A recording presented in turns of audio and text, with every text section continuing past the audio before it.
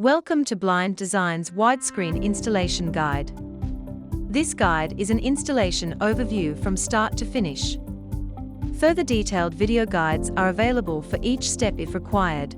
The detailed guides also feature installation tips to help you to get to know the widescreen. Let's get started. The blind will be packed inside the headbox. You will have a separate pack with the side channels and a small pack of accessories. First, remove the headbox cover and lift the blind out. Place the blind to the side until you need it. Prepare the headbox for installation. The headbox can be installed by face, top or side fixing. Choose your required method and pre-drill holes through the headbox to suit. This is also the time to drill a hole to accommodate the electrical cable for the motor. Take note of where the electrical connection is located on the building. Drill a hole in the required position in the headbox. Next, ensure the box is in the correct position, aligned and leveled. Now, securely fix the box to the building using the appropriate fixings to suit your application.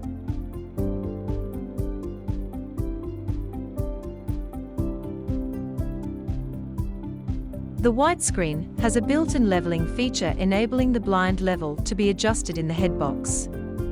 Leveling installation cradles simply hang on the lugs in the headbox end caps. Prior to installing the blind, ensure the leveling slides are set in the center position as shown here. To align the cradles, adjust the screw on the base, up or down, aligning the center of the slide insert with the cradle mount holes. This starting position enables maximum leveling adjustment if required. Now, install the blind in the headbox. Insert the idler pin into the idler slide.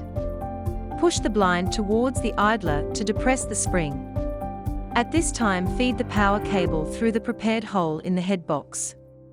Next, swing the motor end in aligning the motor block to the motor slide.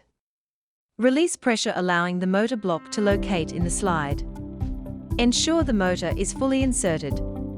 It is important to tighten the motor and idler slide locking screws at this stage. Now install the idler lock to the idler pin. The blind is now secure, and it is safe to commission the motor. Connect the power and program the motor to the remote. Run the blind down to expose the tube and center the blind. To check the blind is center, simply measure from the outside of the zip to the outside of the headbox. The blind is center when both sides measure the same. Set the top and bottom limits, and then run the blind up almost to the top limit.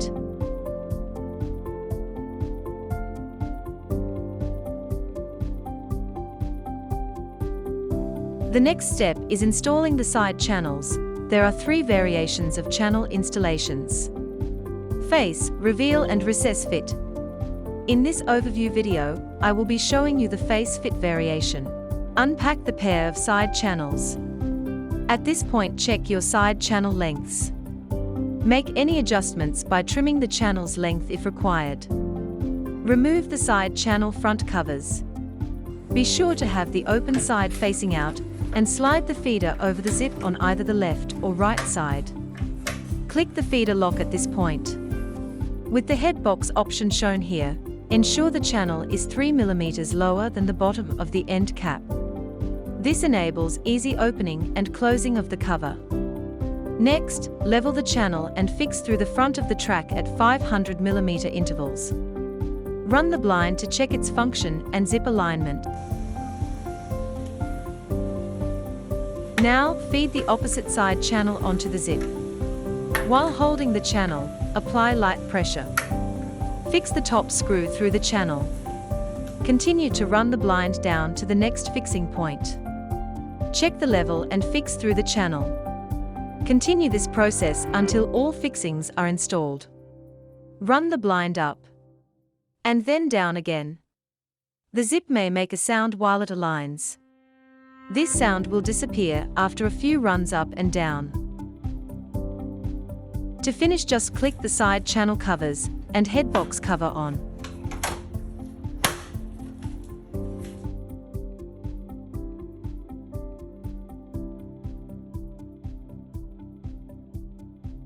Your widescreen is now installed.